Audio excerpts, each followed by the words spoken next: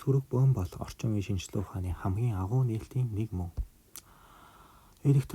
Сүрэг электрон хоёр хоорондоо мөргөлдөх юм бол гэрэл цацруулаад алга болно гэдгээр нь та сүрэг бөомийн тухай сонсож байсан байх.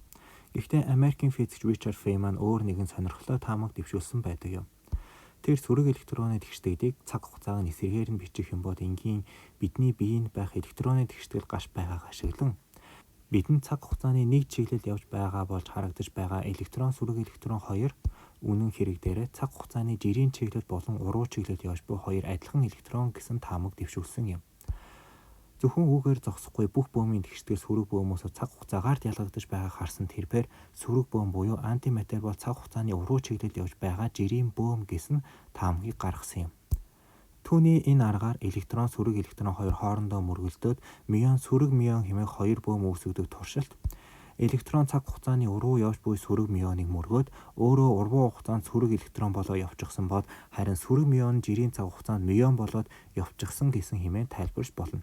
Тиймээс үүнийг жирийн электрон мионы мөргөлдөөн гэж харж болно. Үүгээр зогсохгүй сүрэг электроны мөргөлдөөн үнэндээ нэг электрон гэрэл цацруулснаа өнгөрсөн үе рүү ухраад явчихсан болгож тайлбарлаж болно гэсэн үг. Гэхдээ эндээс энэ үнэхээр үнэн үү гэсэн асуулт гарч ирнэ. Жишээлбэл энэ үгийг та хараа шууд монгол хэлний айл нэг аялагаар нутаг дэвсгэр гэж бичсэн байна хэмээн хэлж чадна. Харин энэ бол Франц эсвэл Испани хэлч юм шиг хачин харагдаад таахад хэцүү байгаа байх. Энэ дээр юу гэж бичсэн ч танд тодорхойгүй байгаа. Энэ бол үндэ Францын өмнөд нутгийн Осита хэмээх хэл юм.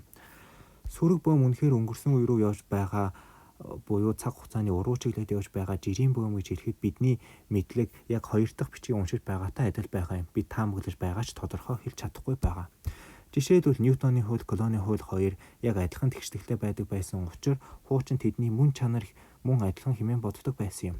Гэвч цахилгаан орны ойлголт гарч ирэн Кулоны хуулийг Максвеллийн тэгшдэглээр тайлбарсан бол орон зай мөрөлтийн ойлголт гаран ирж Ньютоны хуулийг харьцангуй онолоор тайлбарлах болсон юм.